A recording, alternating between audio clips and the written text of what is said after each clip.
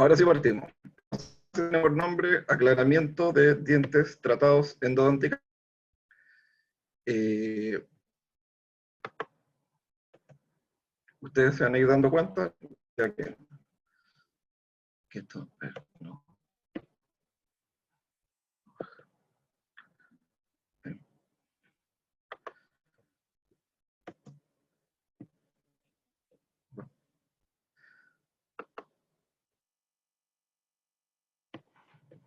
Ahí sí, que se había quedado pegada la diapositiva. Vamos a ver, ya. Entonces, como les decía, a la medida que ustedes vayan viendo pacientes que, que vayan teniendo algo de experiencia, no va a ser eh, infrecuente que vean situaciones como la que sale en pantalla, en donde una persona consulta porque uno de sus dientes, especialmente si estuvo en el sector anterior, presenta un oscurecimiento.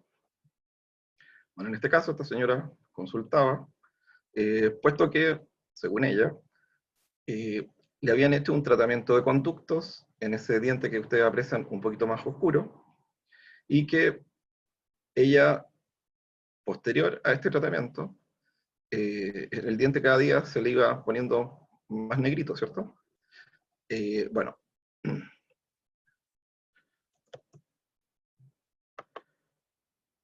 el problema es que no, hay corre de tiempo.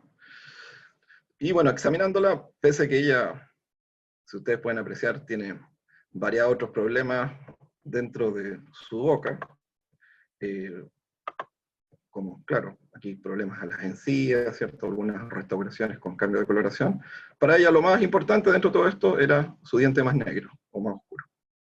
Bueno, entonces, en este caso en particular, esta responsabilidad de quien pudo de alguna forma haber tenido responsabilidad en esto, quizás es compartida, ¿eh? Puesto que, si ustedes se fijan, eh, esta cavidad de acceso endodóntico difiere bastante de la cavidad ideal que siempre a ustedes se les ha dicho, ¿cierto? Que es con una forma triangular de base incisal, y acá esto dista mucho de ser un triángulo, ¿cierto? Pero por otro lado, el paciente no terminó su tratamiento, ¿eh? Puesto que por palatino todavía tiene una restauración temporal, ¿no? Entonces, se van sumando ciertas causas para que se generen las condiciones para que se produzca este fenómeno del oscurecimiento. Entonces, preparando esta clase, siendo que la he hecho en varias ocasiones, pero ahora intenté ordenar o clasificar, o sea, o intentar ver dentro de la clasificación dónde podríamos ubicar estas situaciones.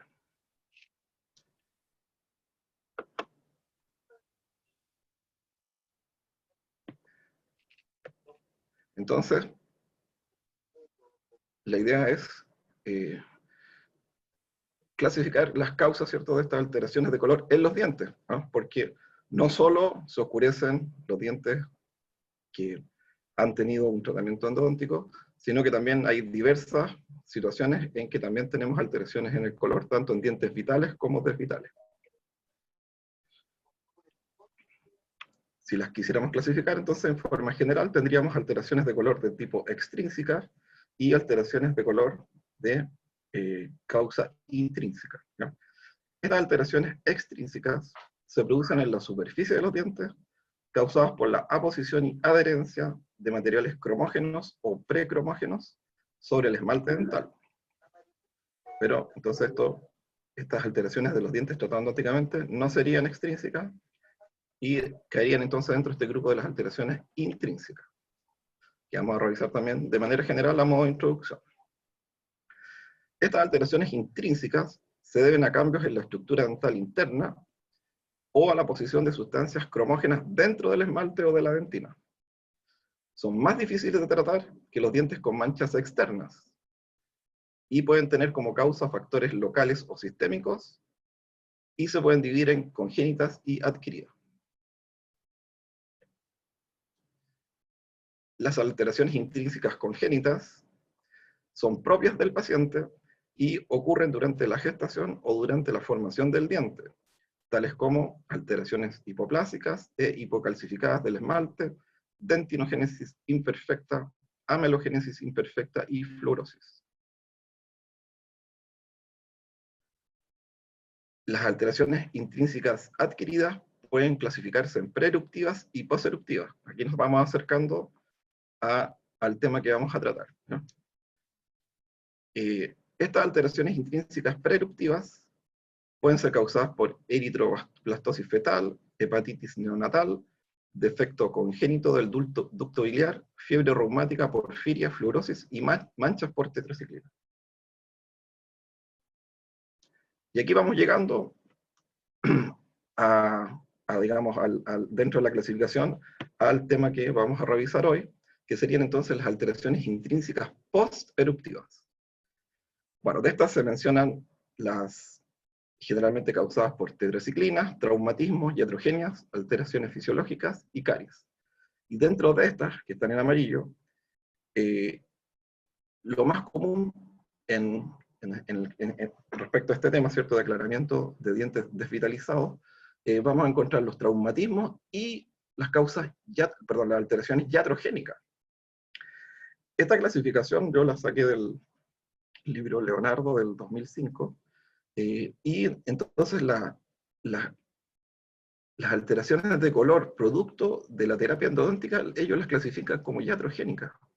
Interesante. Bueno, como les decía, lo más común entonces van a ser los traumatismos y las causas producto de las maniobras endodónticas, y estas alteraciones de color del diente de origen traumático pueden ser provocadas por necrosis, por hemorragia y o necrosis pulpar, como así también por obliteración de la cámara pulpar posterior a un traumatismo, lo que a veces también se menciona como metamorfosis calcificante, como así también el desarrollo de patologías reabsortivas internas y externas producto de estos traumatismos. Ahora, dentro de todos estos factores, la hemorragia pulpar es el más común. Y lo que ocurre acá es que producto de este traumatismo se produce una hemorragia intrapulpar, ¿cierto? Y esta sangre es llevada o impelida, ¿cierto?, hacia los túbulos dentinarios, donde los glóbulos rojos van a sufrir hemólisis, liberando hemoglobina, que a su vez va a experimentar degradación y va a liberar fierro o hierro, que es el compuesto negro responsable del color marrón grisáceo que podemos ver en las coronas. Ahora, si además tenemos la presencia de necrosis o la presencia de restos pulpares necróticos y presencia de bacterias, este hierro o fierro puede ser convertido por sulfatos de hidrógeno producidos por bacterias, con la subsecuente formación de compuestos en base a sulfato férrico, que también es de un color muy oscuro. Entonces, como les decía, las manchas que tienen por origen o que se producen producto de las maniobras propias del tratamiento endodóntico en cualquiera de sus fases, son consideradas iatrogénicas, ya que muchas veces pueden deberse a negligencia del profesional o un mal manejo. Y dentro de las que podemos mencionar, ¿cierto?, esta hemorragia no controlada o no detenida durante las maniobras de biopulpectomía, y otros, ¿cierto?, como un acceso coronal deficiente, como vimos en las primeras imágenes, ¿cierto?, y problemas en la irrigación y limpieza, contaminación de la cámara pulpar en sesiones, que también lo vimos en la imagen inicial, ¿cierto?, donde quizás este paciente estuvo mucho tiempo con una obturación temporal, que obviamente se infiltra, y otros factores como el uso de, no sé, compuestos que tengan iodoformo en su composición, o también a veces se le asocia a restauraciones temporales con eugenol, especialmente en el sector más estético, ¿cierto? Y bueno, y variadas otras que la han visto en las clases, como posterior a la obturación radicular, eliminar, digamos, a un nivel inadecuado la gutapercha, o o deficiencia en la limpieza de la cámara pulpar posterior a la obturación, etc. Entonces, atención acá, porque respecto a este tema, entonces, es muy importante establecer un diagnóstico, pero acá vamos a hablar de un diagnóstico diferente a lo que vieron ustedes en su clase de diagnóstico. Aquí nos referimos a un diagnóstico a poder establecer cuál es la causa de este cambio de coloración, ¿ya? De esta forma, vamos a poder establecer un plan de tratamiento y, como así también, un pronóstico referido a este cambio de coloración. O sea, si al paciente le podemos señalar que si realizamos estas maniobras, quizás tenemos un buen pronóstico. Ahora sí, como también vamos a ver más adelante, si este cambio de coloración fue producido, por ejemplo, por elementos que, que, que dañan, o sea, que son difícilmente, cuesta mucho eliminar, como, no sé, tinciones, como les señalaba, polloformo o metálicas, quizá el pronóstico respecto al cambio de coloración no sea tan bueno, y ahí quizás el paciente puede requerir tratamientos no basados en estas técnicas, sino en otras, como puede ser la colocación de una prótesis fija. Estas maniobras también reciben el nombre de blanqueamiento interno, o en inglés internal bleaching. Entonces nos hacemos la pregunta, bueno, como hablábamos hace poquito con el doctor Santamaría, él en su tiempo, incluso fue profesor mío haciendo esta clase, y me facilitó por ahí por el año 2007 su presentación. Entonces, hasta el día de hoy mantengo algunas de sus diapositivas, porque, bueno, este tema sigue vigente, y esta respuesta acá a esta pregunta la encuentro bastante interesante. Entonces, porque nos vamos a preguntar qué son realmente estos agentes blanqueadores. Y son sustancias de naturaleza inorgánica, de composición simple, que ejercen su acción blanqueadora a través de reacciones químicas de oxidación y reducción.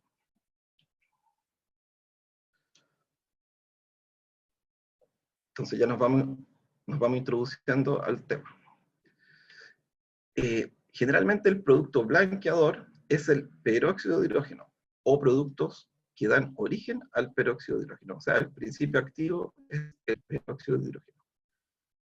Deben considerar que estos agentes blanqueadores son bastante, digamos, pueden generar lesiones tanto en la mucosa, la piel, la encía, los ojos, etc. Así que hay que tomar variadas precauciones para no exponernos a estas complicaciones. Entonces, este tema del blanqueamiento no es un tema nuevo, ¿no? Y se usa hace más de 100 años. Los primeros métodos incluían cloruro de calcio y soda, ácido nítrico y ácido sulfúrico.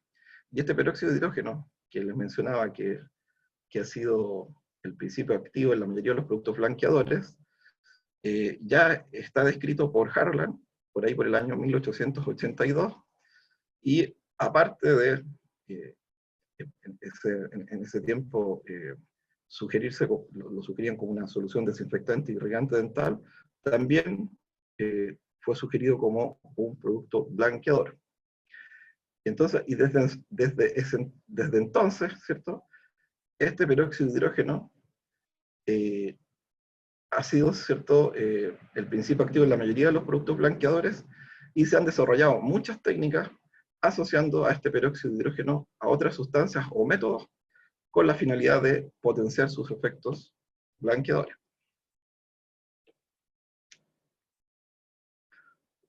Pese que les dije que el peróxido de hidrógeno es el principio activo, en el mercado van a encontrar agentes blanqueadores en base a peróxido de hidrógeno, pero también a otros productos como peróxido de urea, peróxido de carbamida y perborato de sodio.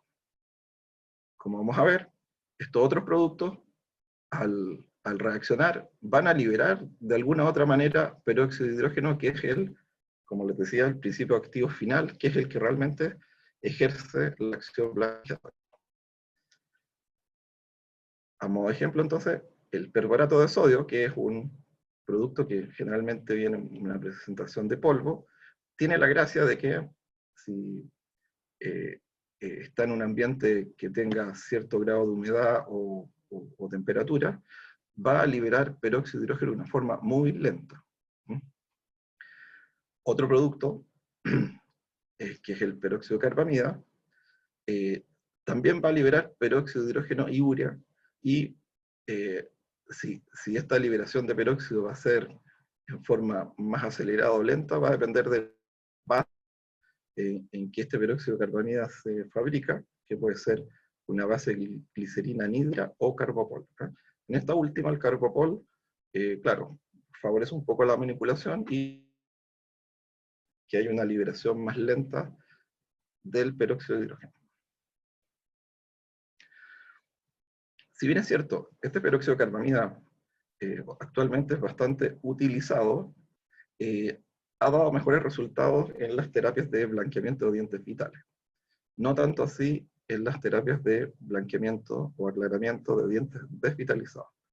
¿Y cómo podríamos explicar esto? Es que básicamente, si quisiéramos comparar la potencia del peróxido de carbamida versus el peróxido de hidrógeno, esto va a ser el equivalente a 1/3 de la concentración inicial del peróxido de carbamida.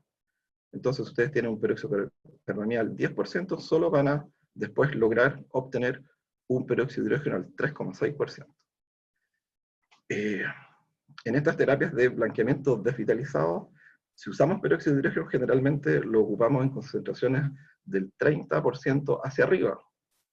Entonces, un peróxido de carbamida al 30% no es equivalente a un peróxido de hidrógeno al 30%, sino sería equivalente a un peróxido de hidrógeno al 10%, que en estas terapias, como les señalaba, es un poquito bajo para lograr buenos resultados.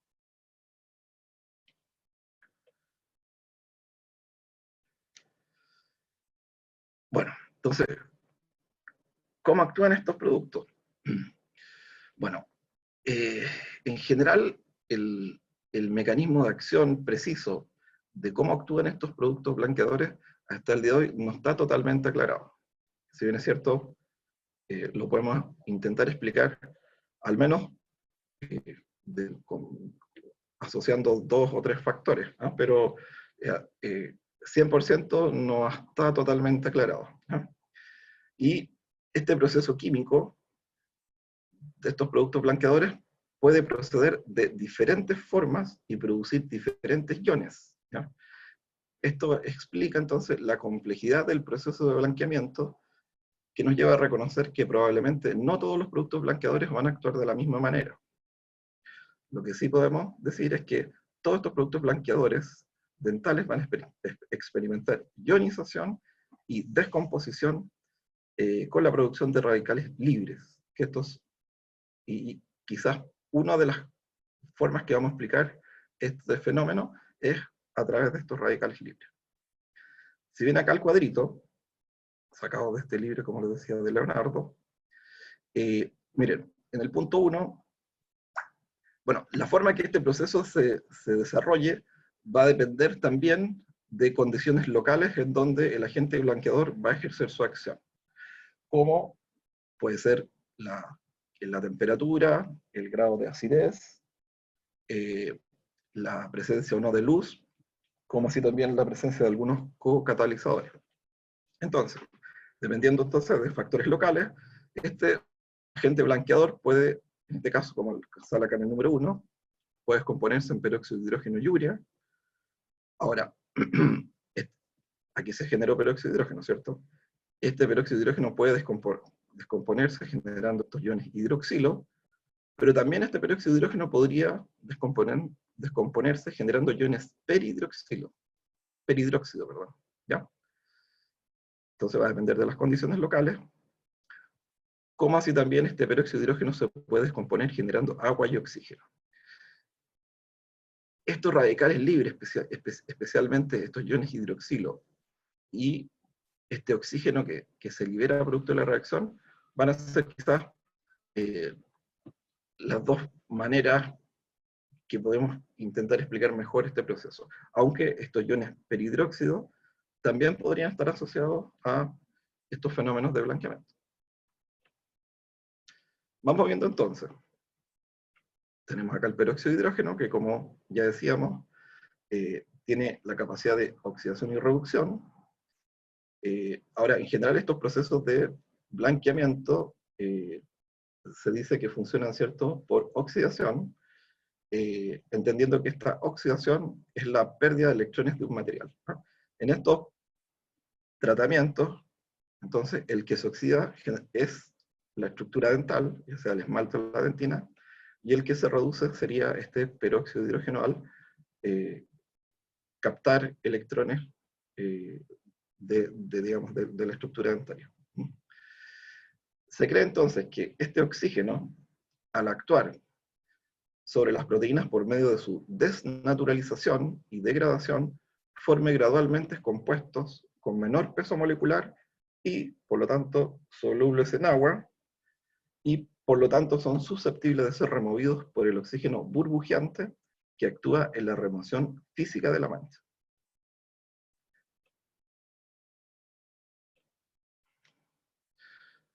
Sin embargo, este mecanismo de blanqueamiento es más que un proceso solo de oxidación por remoción física de la mancha por este burbujeo o liberación de oxígeno.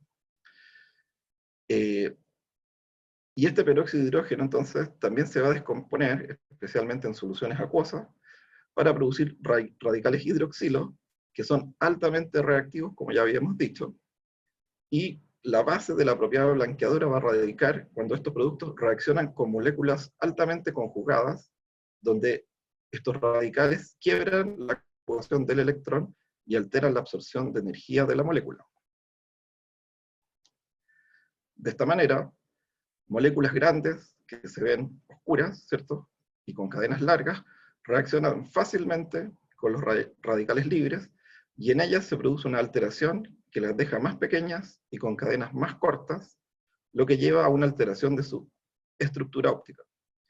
Esto resulta en el desplazamiento del espectro de absorción del compuesto, que transforma el compuesto con longitud de onda larga, que se ve oscuro, en otro con una longitud de onda más corta y por lo tanto incoloro o más claro. Entonces lentamente se transforma una sustancia a intermediarios químicos más ligeros en color que el original.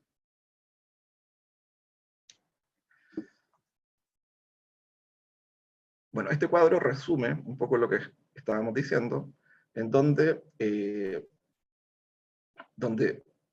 las etapas iniciales de este proceso de aclaramiento, anillos de carbón altamente pigmentados se van a ir abriendo y convirtiendo en cadenas más simples y de un color más tenue, lo que se ve expresado acá, ¿ya? En este proceso es importante este concepto que es el punto de saturación, ¿ya?, que es la cantidad óptima de aclaramiento. Lo podríamos definir, sería una manera fácil de definirlo. ¿Qué importancia tiene? Es crítico entonces detener el proceso de aclaramiento antes de alcanzar o superar este punto de saturación, pues si lo superamos, el precio, lo que vamos a lograr, más que una ganancia en color, va a ser pérdida de estructura, ¿ya?, dentaria, ya sea de esmalte o de dentina, ¿ya? Entonces, como decíamos, este es un proceso básicamente de oxidorreducción, en donde el diente se va a oxidar, ¿ya? Entonces, clínicamente, y quizás lo vamos a mencionar un ratito más, tenemos algunos consejos para saber cuándo detenernos y no seguir insistiendo, ¿cierto? Porque no vamos a lograr mayor, digamos, ganancia en color y podemos perder estructura.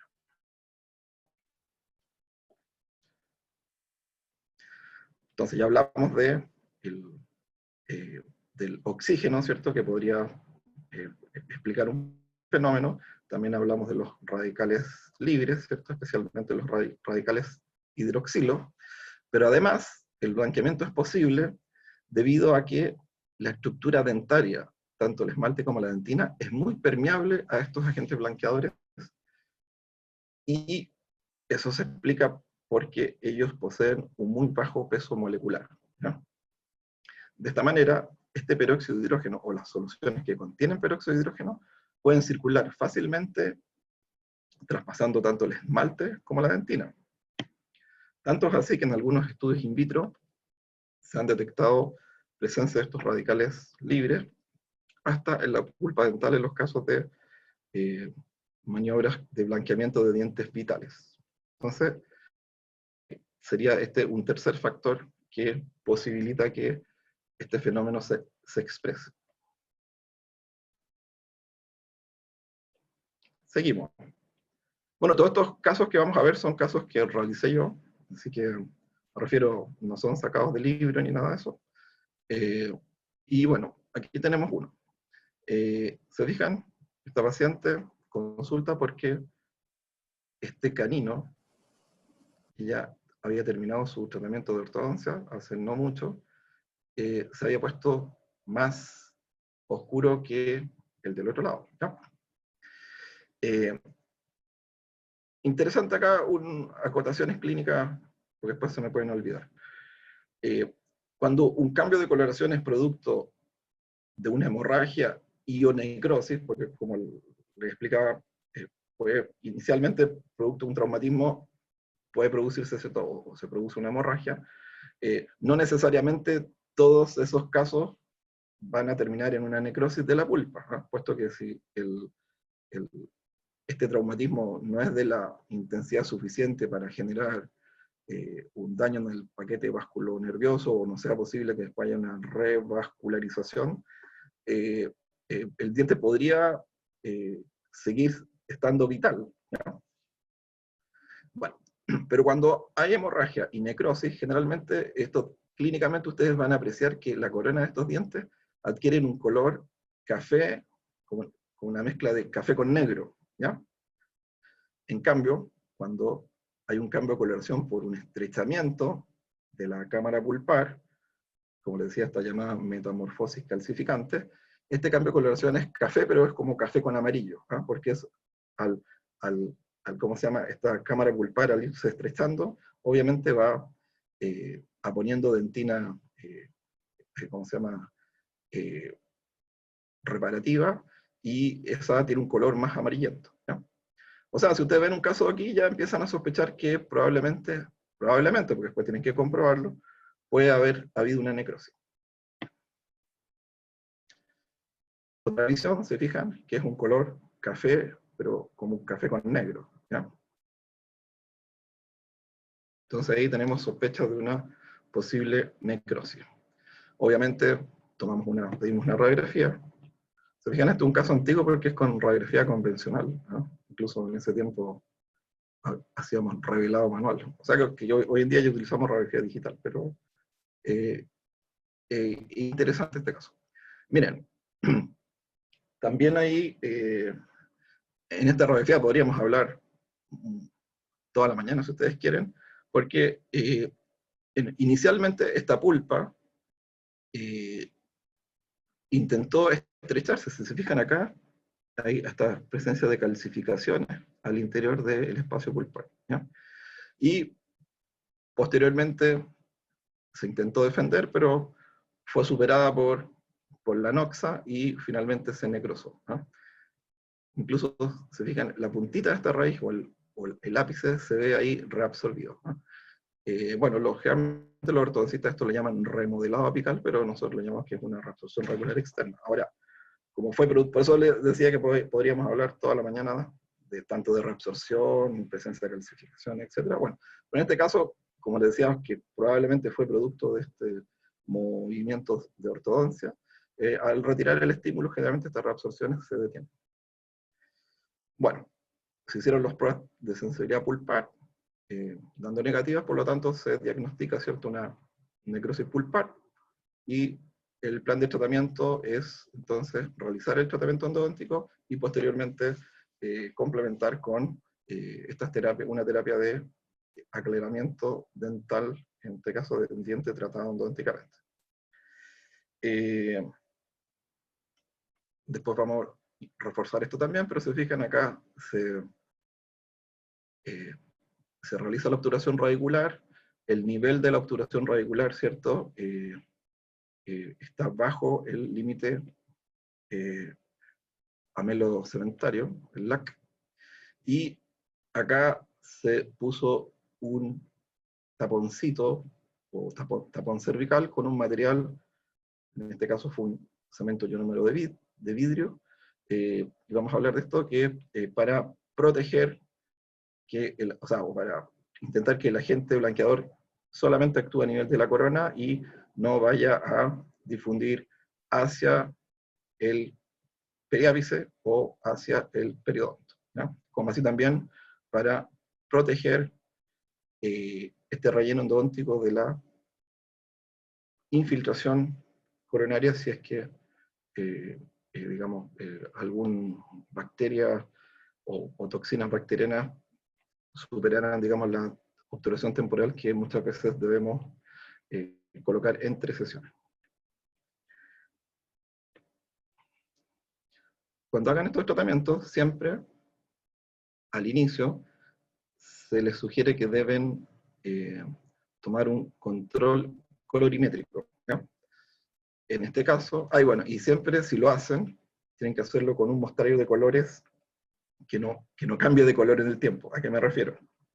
Estos son mostrarios de colores de porcelana, ¿ya? Existen también mostrarios de colores de dientes acrílicos, ¿no? Lo que es comúnmente llamado un mostrario marché. El acrílico, con el tiempo, va cambiando de color, ¿no? Así que si ustedes tienen un mostrario de estos dientes de acrílico, probablemente en 2 años más, esos dientes de acrílico ya no van a tener el mismo color. Por lo tanto, estos mostrarios para porcelana serían más bien más sugeridos, puesto que estos no varían el mostrario en sí de color en el tiempo. Bueno, el que se ocupa acá es este es un Vita 3D Master, y bueno, se fijan, este es una tonalidad bastante oscura dentro del mostrario, entonces el tomar la foto para posteriormente ir comparando entre sesiones si lograron que este diente se aclarara, ¿ya? Y además porque el paciente tiende a olvidar su color inicial. Entonces puede que el paciente llegue a la otra sesión y les diga, ¿sabe, doctor? Yo encuentro que el diente está igual que antes, y entonces ustedes ahí le muestran la foto inicial y él dice, no, verdad, tienen razón, el diente aclaró, ¿no? Así que es muy importante el, ¿cómo se llama?, control colorimétrico inicial. Si se fijan, ya realizado estas maniobras que podamos revisar, que pues, esto puede proceder de varias formas, pero independiente de la forma en que lo hayamos hecho, ahí ya tenemos el resultado final, ¿cierto? Que es un color intermedio, ¿cierto? Entre este 2M2 y 2M1, pero claramente es una situación mejor a la inicial. Y ahí tenemos el resultado. En también es importante a los pacientes dejar claro cuáles son los objetivos iniciales de estas maniobras, porque en este caso el objetivo inicial era que el diente quedara del mismo color que el del otro lado, ¿ah? En el caso de los caninos siempre son un poquito más oscuros que los incisivos centrales y laterales, ¿ya? Y ya si nos ponemos más estrictos, se fijan, quizás ligeramente este está un poquito más claro que el de acá. Pero como vamos a ver más adelante, quizás eso no es un problema, puesto que al correr las semanas o los meses, este diente va a tender a bajar un poquito de tono, así que se va a tender un poco a igualar a este otro.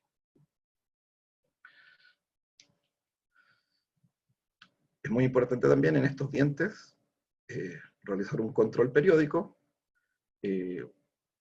control anual, y ojalá por lo menos durante los primeros 5 años. ¿Por qué? Porque pueden aparecer algunos efectos adversos a estas terapias de blanqueamiento, como es el desarrollo de una reabsorción que se denomina reabsorción cervical externa, y que si esta la detectamos en sus estadios iniciales, la podemos manejar de buena forma. Ahora, si no, si ya la diagnosticamos en sus estadios avanzados, podemos incluso, claro, llegar a perder el diente, ¿no? En todo caso, su incidencia es baja, como vamos a ver más adelante, pero por eso es importante hacer un correcto seguimiento a estos casos. Entonces, lo mismo comparando la situación inicial versus esta situación final. Entonces, insistimos en que es importante el diagnóstico de la situación para reconocer el agente que causó este fenómeno, y muchas de estas alteraciones se deben al accionar de nosotros mismos. Y si manejamos bien la situación, son prevenibles en su gran mayoría. Muchas veces los pacientes les van a preguntar antes de iniciar un tratamiento endodóntico, doctor, el diente se me va a poner negro. Entonces usted le tienen que decir que si el caso se maneja adecuadamente, podemos prevenir que eso ocurra, ¿ya? Así que no necesariamente el diente o todos los dientes que tengan una endodoncia van a estar más oscuros. Ya nos va quedando poco para el recreo. Acá tenemos otra cuadrito sacado acá de este libro, ¿cierto?, de Nostroza, en donde clasifican estos cambios de coloración, o las causas de estas alteraciones de color poseruptivas, como habíamos dicho, en relacionadas con la hemorragia pulpar, no relacionadas con la hemorragia pulpar, y relacionadas con la iatrogenia. Entonces acá insistir que, claro, lo más común es cuando hay una hemorragia pulpar, ya sea producto de un trauma, pero también, miren, puede haber hemorragia pulpar, como veíamos en el caso de esta niña, por fuerzas ortodóncicas excesivas. Bueno, a esto podemos sumarle si hay presencia o no de necrosis, y bueno, y las relacionadas con la iatrogenia, ya lo habíamos mencionado, ¿cierto? Pueden deberse a que hicimos la apertura de mala manera, el empleo de algunas soluciones para intentar localizar los conductos, deficiencia en la irrigación, que ya lo dijimos, empleo de selladores que contengan yodo eugenol, y como vieron en la clase de restauración, puede también ser por un deficiente sellado coronario, ¿no? Bueno, apical también, y coronario, pero no hay que descuidar el sellado coronario, que también, como vimos, a veces incluso podría ser más importante que el sellado apical. También está descrito, ¿cierto?, la utilización de aleaciones no nobles para anclaje intraradicular. Esto ya lo vimos, pero reforzar que no solo por hemorragia producto de un traumatismo se puede generar este cambio de coloración, sino que también por un mal manejo en las maniobras de biopulpectomía. Y realizar correctos accesos, no accesos deficientes como acá, puesto que acá entonces vamos a favorecer que queden restos pulpares que si bien es cierto, inicialmente no pudieron estar necróticos, pero si quedan ahí sin irrigación, se van a necrosar después, y producto de la degradación de este material orgánico, también podemos generar condiciones para que se generen productos que tiendan a oscurecer el diente, como les mencionaba, estos productos en base a sulfato férrico. Insisto entonces, además de establecer la causa, es muy importante diagnosticar en la forma más precoz posible la muerte pulpar, para poder iniciar estos tratamientos. Bien, entonces acá vamos a hacer una pequeña pausa para que se tomen un cafecito. Tengo las 9:12, por ahí por las 9:22, 9:25, seguimos con la segunda parte. Bueno, nos vemos entonces en un ratito más. Listo, ya, para la grabación. Está grabando nuevamente. Ya, seguimos entonces con la segunda parte.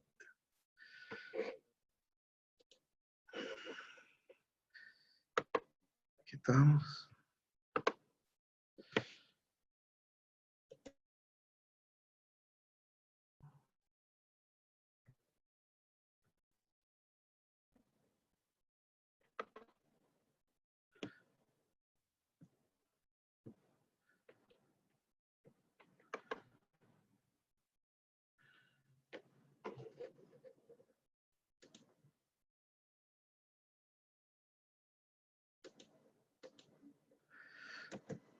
Bueno, seguimos entonces. Señalábamos entonces que es muy importante el correcto diagnóstico de o sea, establecer cuál es la causa de este cambio de coloración para poder ofrecerle al paciente un plan de tratamiento y un pronóstico respecto a este cambio de coloración. Entonces, para eso debemos seleccionar correctamente los casos y debemos fijarnos en si efectivamente el diente primero tiene tratamiento endodóntico o no. Bueno, obviamente si no lo tiene, debe realizarse previamente. Y si lo tiene, este debe estar, digamos, de manera correcta. Ojalá tener una corona relativamente intacta. Si hay presencia de caries, se debe remover primero la caries para después poder determinar cuánto va a ser el remanente dentario que queda, como así también si hay restauraciones en mal estado que pudieran ser responsables de este cambio de coloración, deben ser sustituidas, aunque sea por algunas semipermanentes, como pudiera ser un ionómero de vidrio. Bueno, obviamente posterior al blanqueamiento, quizás realizar la definitiva. Debe tener una salud periodontal adecuada. También es importante la importancia de este diente en el tratamiento integral, como así también la ubicación del diente. Si es un diente que está en el sector posterior, probablemente no nos vamos a desgastar intentando blanquearlo, ¿cierto? Pero lo más importante es el interés del paciente. Si el paciente, ustedes notan que tiene un diente un poco oscurecido y él no demuestra problema por su diente, no le ofrezcan este tratamiento, ¿no? El paciente debe estar interesado para que se comprometa y entienda, digamos, este procedimiento, independiente del costo que éste tenga. Pero también tenemos algunas contraindicaciones. Acá este libro de Enostroza. Obviamente, si lo que estamos haciendo es un blanqueamiento interno, si hay pigmentaciones superficiales del esmalte, la podemos remover de otra forma. Si hay presencia de caries, obviamente la caries no va a blanquear. Si tenemos presencia de muchas restauraciones en mal estado y decoloradas, esto que dice acá, pulpectomías inadecuadas o con pronóstico dudoso, se refiere a dientes que van a requerir un tratamiento endodóntico y tiene el diente antes ya un pronóstico malo o dudoso, ¿no? Si hay historia de reabscesiones cervicales, sería en este caso si fueron sido tratadas o si están presentes en este momento. Ya sería una contraindicación la presencia de una reabsorción cervical. También sería una contraindicación si ustedes en el diagnóstico inicial determinan que el cambio de coloración es producido por pigmentaciones metálicas. Entonces acá ya tenemos un punto importante, que las pigmentaciones metálicas son resistentes a estas terapias de aclaramiento. Y obviamente, si tenemos poco soporte dentinario, quizás la alternativa sería ahí quizás una prótesis fija, ¿cierto? En este caso específico, que estamos hablando de un blanqueamiento interno, mientras más dentina tengamos, mejor resultados vamos a tener, ¿ya? Así que, por lo tanto, es importante que haya un adecuado remanente. Un segundo.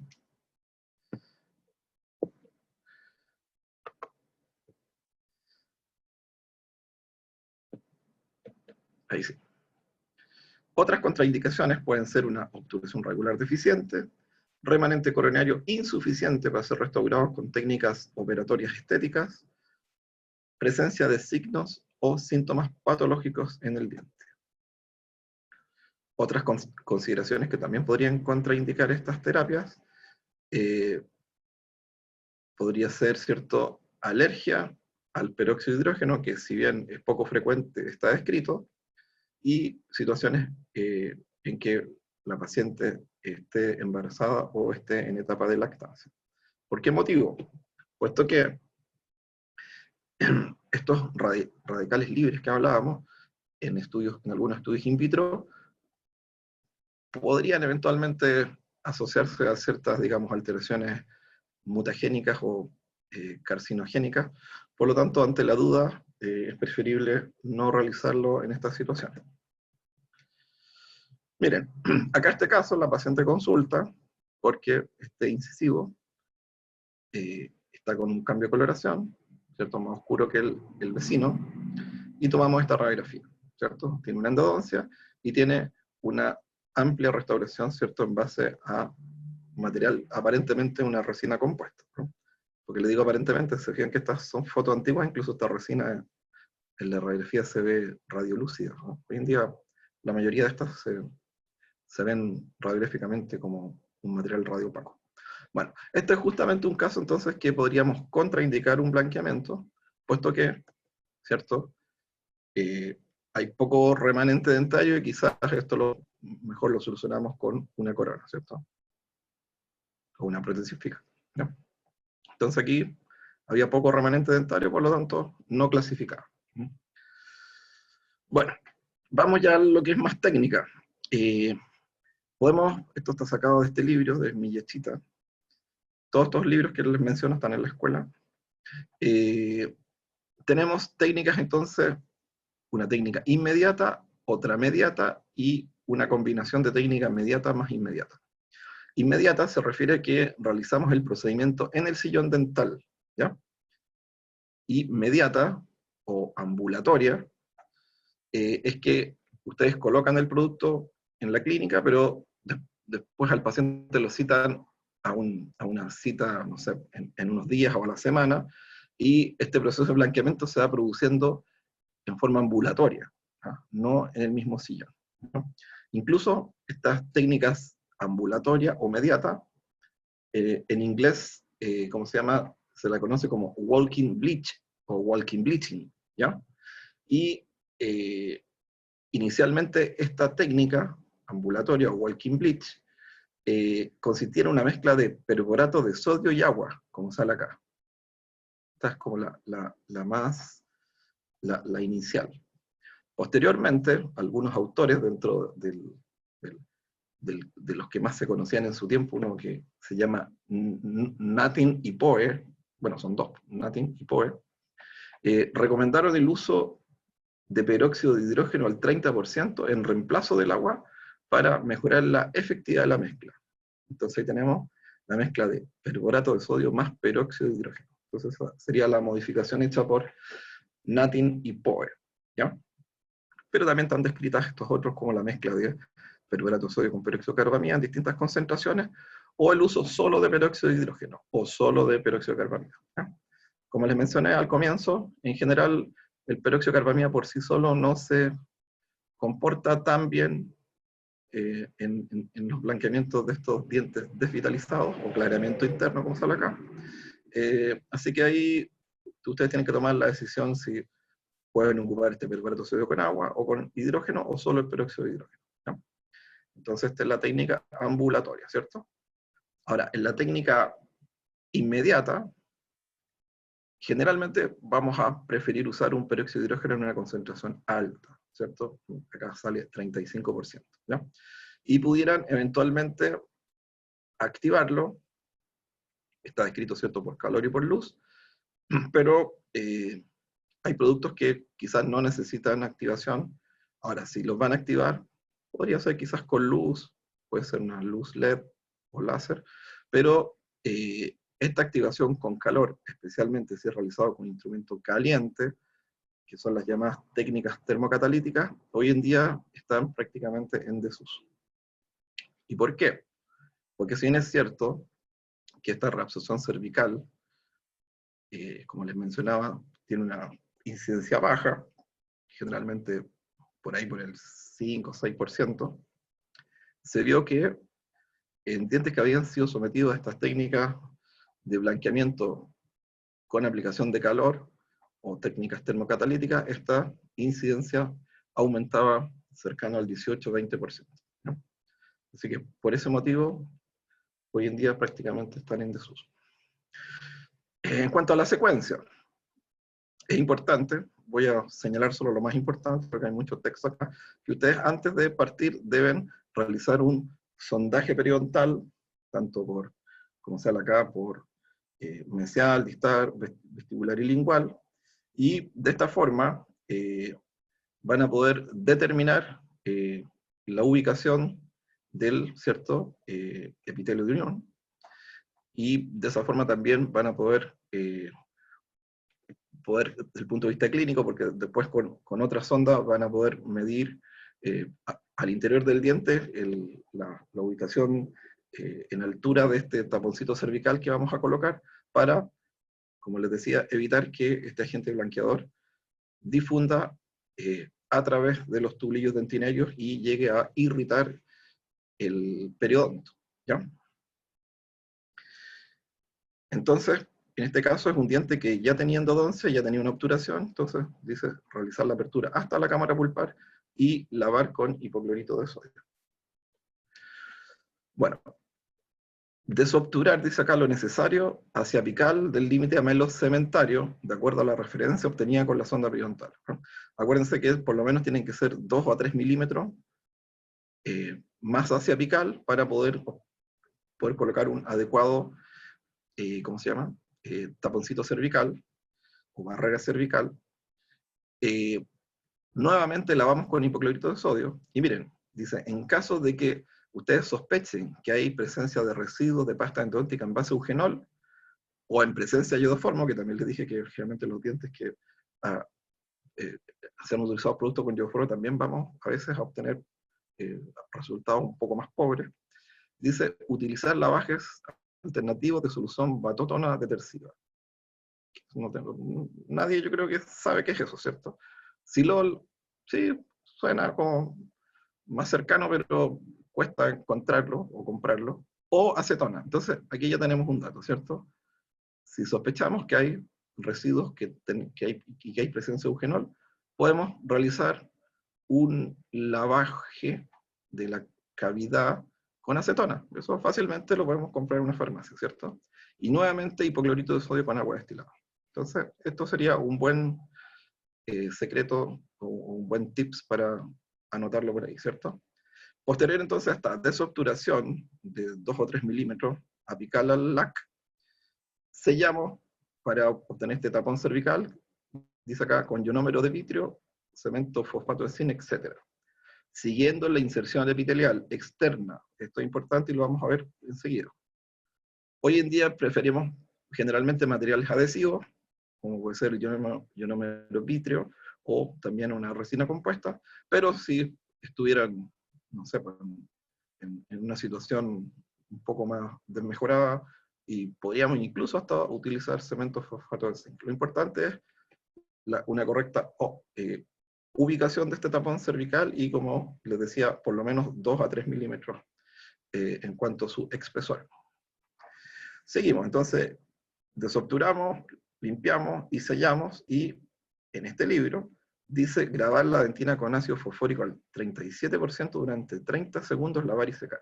Esto es, como sale acá, sin interrogación, es cuestionable. Yo generalmente parto las terapias sin realizar este grado ácido. Ahora, si a la segunda sesión no vemos resultados positivos, ahí quizás pudiéramos, ¿cómo se llama?, realizar un grado ácido de la dentina, puesto que la única intención de este grado ácido, ¿cierto?, es eliminar el barro dentinario, aumentando la permeabilidad dentinaria, ¿ya? Ahora, de por sí estos agentes blanqueadores son de naturaleza ácida. Entonces, si ya estos agentes, que como dijimos, tienen un bajo peso molecular y por lo tanto son muy permeables a la estructura dentaria y además son ácidos, ¿para qué agregar más acidez al medio, o para qué artificialmente aumentar aún más esta permeabilidad de la dentina? Por eso yo les sugiero iniciar quizás la primera sesión sin realizar este grabado ácido, y solo en los casos en que no veamos resultados, quizás ahí en una segunda o tercera sesión realizar esto para aumentar la permeabilidad dentinaria.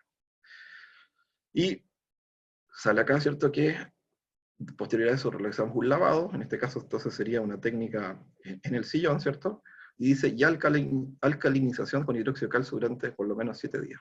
Entonces, ¿se fijan? Vamos a aplicar un ácido, vamos a aplicar productos que por sí son ácidos también, y después sugieren que hay que alcalinizar, ¿no? Bueno, lo otro importante que dice acá, por lo menos 7 días, y recién después, la restauración adhesiva definitiva. También lo vamos a volver a tocar ese tema.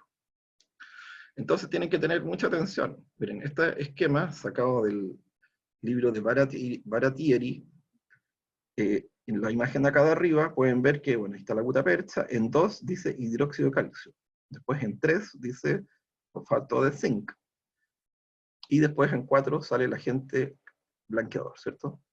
Miren, acá de partida el dibujo está mal hecho, porque este taponcito cervical, que en este caso lo hicieron con 2 capas, hidróxido de calcio más fosfato de zinc, no está protegiendo, ¿cómo se llama? No está sellando estos tubulillos dentinarios ubicados a nivel cervical, y por lo tanto acá la agente blanqueador puede perfectamente difundir hacia el periodonto ahí, y irritando en este caso, a lo menos, la inserción epitelial, ¿ya? Así que, aunque estén en los libros, no hay que confiarse. Y quizá esta imagen, más adecuada que la otra, donde el tapón cervical, claro, tiene que sellar para impedir que a través de estos tubulillos que, insisto, están ubicados en la región cervical y que no siguen una trayectoria recta hacia el periodonto, se fijan, tienen una trayectoria así, una forma de S, queden protegidos para que el agente blanqueador no difunda e irrite al aparato de inserción. Por otro lado, este taponcito cervical, como salía acá en la imagen, no debiera ser recto o plano como sale aquí, sino más bien acá con una forma, digamos, no recta. La idea es que este taponcito cervical simule ¿cómo se llama? La ubicación de este LAC, que tampoco sigue una trayectoria recta en 3 dimensiones en el diente, y que a nivel proximal, o sea, por mesial y distal, tiene una ubicación un poquito más alta, ¿eh? Por eso que ojalá este taponcito debiera seguir también la forma de este LAC en sentido circunferencial. Bueno, algunas imágenes de tratamiento ambulatorio aquí de Baratieris. Se saca, bueno, no lo he dicho, pero obviamente, se han dado cuenta, todas estas maniobras deben realizarse con aislamiento absoluto del campo, ¿no? Entonces acá, en este libro Baratieri, acá es una técnica ambulatoria o walking bleaching, ahí hay aplicación, en este caso hicieron ese grabado ácido, ¿no? Aplicación aquí de una pasta blanqueadora, que probablemente era una que se llama Endoperox, y después realizaban el sellado de la cavidad de acceso palatina, ¿no? En este caso, el cómo sellar esta cavidad de acceso por palatino, hay varias opciones y depende del gusto de cada uno. En este caso, Baratieri colocaba una resina compuesta, pero no realizaba el grabado ácido. Entonces, según él, después la podía retirar con facilidad. Lo que más se utiliza es la colocación, después de la pasta, un material restaurador en base a ionómero de vidrio, pero incluso podría ser hasta una restauración más sencilla como un Fermín o un Coltosol, pero el problema es que deberían citar al paciente a los 3 o 4 días porque tienden a irse desgastando. Entonces esa es la situación final. Ese es un ejemplo, ¿ya? Entonces, si hablamos de la opción de realizar el blanqueamiento en el sillón, tenemos variados productos comerciales. Acá esto está sacado de Baratieri, por eso es un poquito antiguo, y siempre se hablaba en mis tiempos del Superoxol, ¿no? Pero el problema es que no lo venden en Chile, pero sí es una solución de peróxido de hidrógeno al 35%. ¿No? Eso es importante. A lo que voy yo es que hoy en día hay muchos nombres de productos comerciales. Lo que ustedes tienen que fijarse es en la composición del producto. ¿Ya? Entonces, si van a ocupar un peróxido de hidrógeno para una técnica en el sillón dental, pueden elegir una solución de peróxido de hidrógeno, pero tiene que ser por sobre el 30%. ¿Ya? Bueno, esta Endoperox, que es de la marca Ceptodon, esta sí la venden en Chile. ¿Ya? En ese tiempo ahí salía que venían en forma de pastilla, pero ahora vienen, la que pueden comprar ustedes, viene como una pasta. ¿Mm? Y de todos estos otros, no, si quisieran comprar acá en Chile, no van a encontrar. Entonces por eso pusimos este otro cuadrito, que ya está un libro un poquito menos antiguo. Y acá destaca, se fijan, estos son para office bleaching, ¿cierto? Para blanqueamiento en la oficina o en el sillón. ¿Ya? Esta línea Opalescence, que es de la Ultradent, tiene varias opciones, y dentro de esta incluso tiene una presentación que es el Opalescence Endo, que viene en forma de gel, que podría ser útil para realizar este procedimiento. ¿Ya? Ahora, tanto el Opalescence Endo como este Opalescence Extra Boost, como sale acá, no es necesario activarlo, ¿no? Solo colocar el producto. ¿Ya? Y el otro que también podemos encontrar acá en Chile es el Pola Office, que también, se fijan, son concentraciones del 35% hacia arriba, que viene en un polvo y líquido que se prepara en el momento y también no requiere activación. ¿No? Otra sugerencia es que eh, eh, siempre se prefieren mezclas frescas, o sea, tienen que fijarse en la fecha de vencimiento, porque obviamente estos productos con el correr del tiempo van perdiendo efectividad, ¿no? Y a veces puede que les vendan alguna agente blanqueador en oferta y que tiene poco tiempo. Entonces a veces, aunque esté en oferta, es preferible comprarlo cuando se requiera su utilización.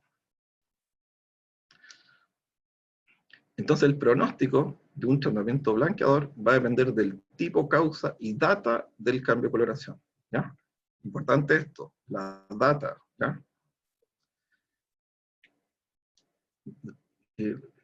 Obviamente, si, por eso también era, en una diapositiva que salía antes, sugerible diagnosticar precozmente la muerte pulpar.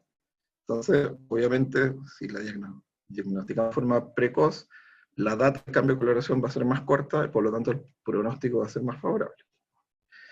Bueno, el cambio de coloración dentario por productos de descomposición pulpar, hemorragia y residuos orgánicos determina un pronóstico más favorable que aquel producido por la penetración y precipitación de sales metálicas, selladores y materiales de obstrucción.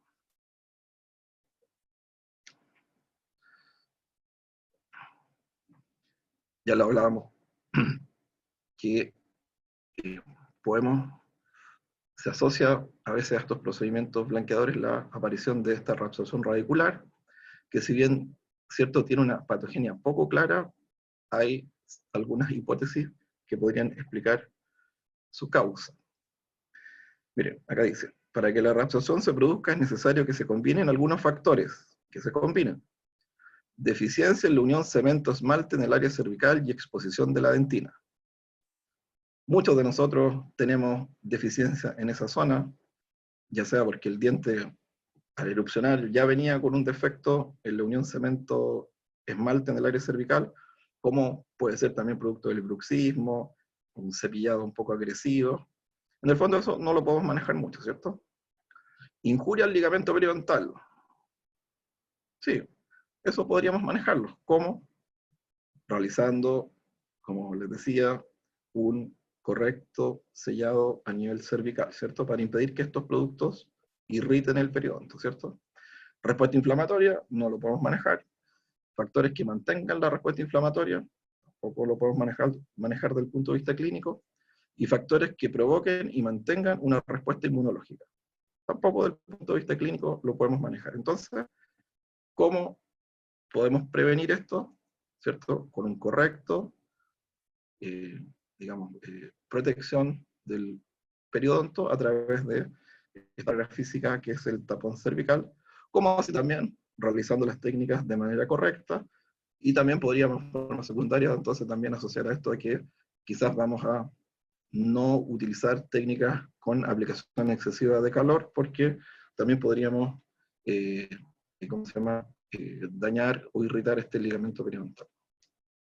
Acá en la imagen se ve, ¿cierto?, un caso de una reabsorción cervical, pero este está ya en un grado avanzado. En este caso, claro, este diente se debe extraer, ¿ya? Muchas veces estas reabsorciones cervicales son mal diagnosticadas en estos estados avanzados, ya que al estar en un estado avanzado, generalmente esta reabsorción se comunica con la boca a través de el surco, y por lo tanto se produce ahí ingreso de placa bacteriana, entonces a veces se las mal diagnostica señalando que es una caries cervical.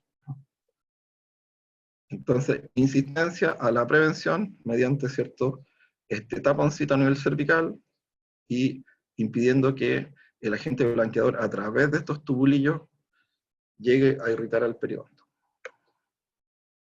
Ahora, si se diagnostica, ya sea en una etapa inicial o intermedia, está descrito como tratamiento la alcalinización con hidróxido de calcio de forma inmediata, evaluar la opción de generar una elongación coronaria, y otra opción sería quirúrgica a través de un colgajo para acceder ahí a la lesión, que se trata como si fuera una caries y posteriormente se hace una restauración, o ya simplemente la exodoncia en las etapas avanzadas.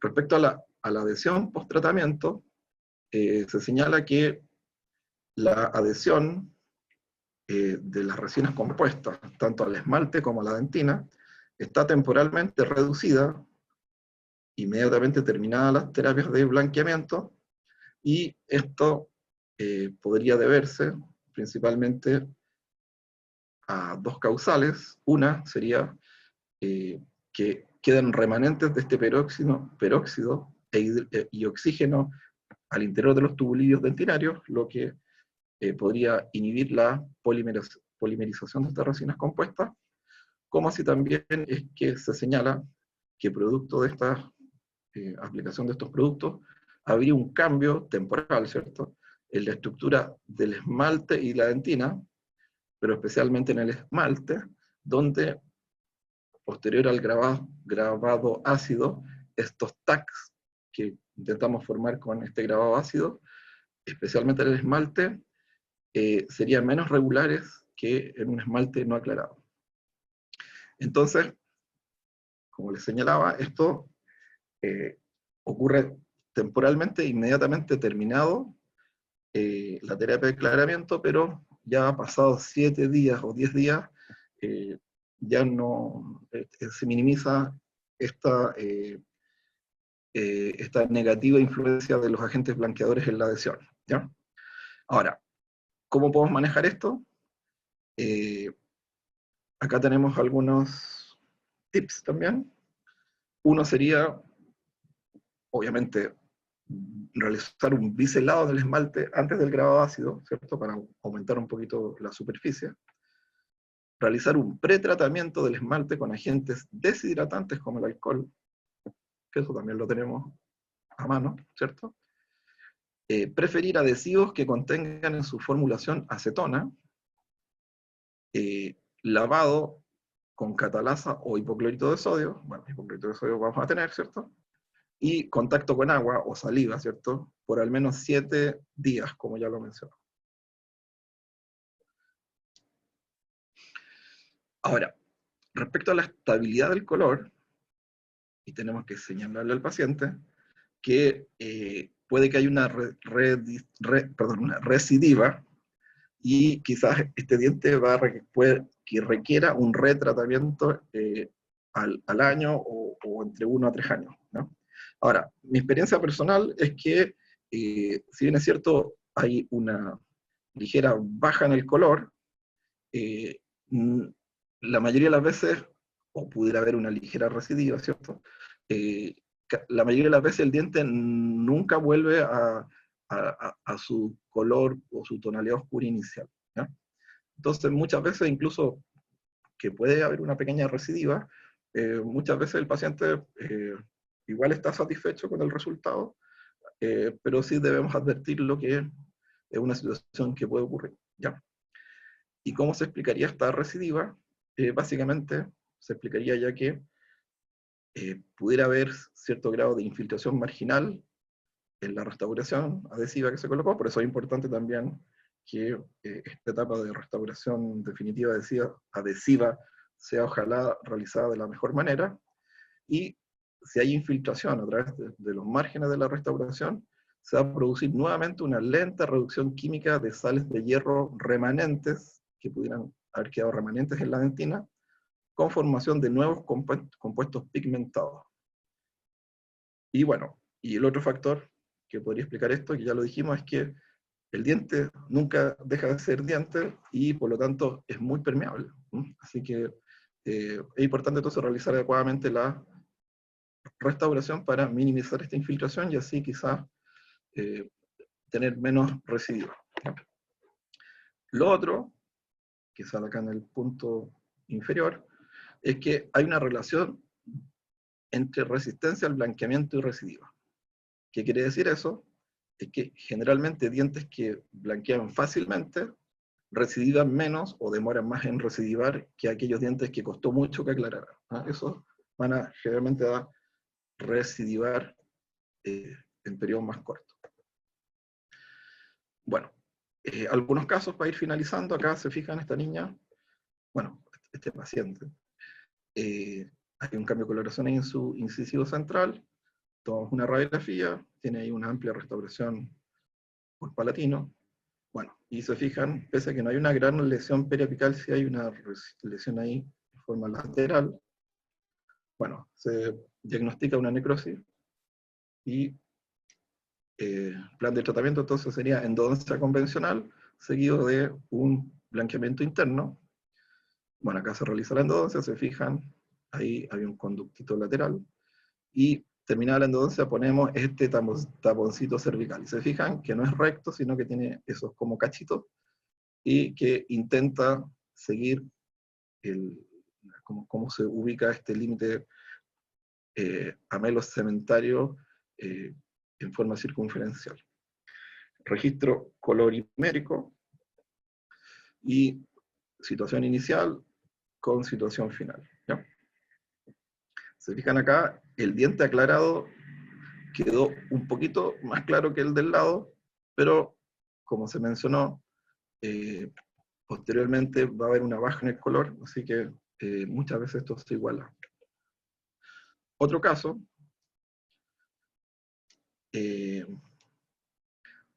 esta niña consulta, perdón, esta paciente, o este paciente, consulta por este dientecito, y se fijan, está un poquito más oscuro que el otro incisivo central, pero su motivo de consulta principal era que ella había visto que le había salido un porotito ahí en la encía, entonces vemos que hay un trayecto fistuloso, entonces nos aprovechamos de este trayecto fistuloso, colocamos ahí un conito de gutapercha, y luego tomamos la radiografía, ¿no? Entonces, ahí nos ayuda para comprobar el diagnóstico, o sea, la infección venía del periápice en relación a ese diente, ¿ya? Lo mismo acá, plan de tratamiento, endodoncia convencional y blanqueamiento interno. Situación inicial, situación final. Acá, no sé si se dieron cuenta, pero una vez hecho el acceso y la endodoncia, el diente se oscureció un poco más incluso. Miren, ¿ya? Ahora, claro, en un comienzo me preocupé un poco, pero si se fijan, acá se realizó la endodoncia y la causa probablemente de este caso, ¿cierto? Fue que en algún momento de su vida, que ella ni siquiera se acordaba, sufrió un traumatismo donde hubo una pequeña hemorragia, ¿cierto? Posteriormente hubo una necrosis de esa pulpa y de alguna forma tiene que haber ingresado alguna bacteria porque ahí teníamos un absceso apical crónico, pero como vimos, los cambios de coloración producidos por hemorragia o remanente de tejido pulpar, en este caso, según la necrosis, habían remanente de tejido pulpar, tiene un pronóstico favorable si se realiza adecuadamente. Conclusiones. Estas terapias entonces constituyen una alternativa restauradora conservadora versus a otras alternativas que ya sería, ¿cierto?, la colocación ahí de una prótesis fija. Este oscurecimiento del diente tratado endodónticamente es un fenómeno que podemos prevenir y por lo tanto es importante el diagnóstico oportuno, como así también el seguimiento de estos casos, y estas técnicas constituyen una alternativa segura y son predecibles si están correctamente indicadas.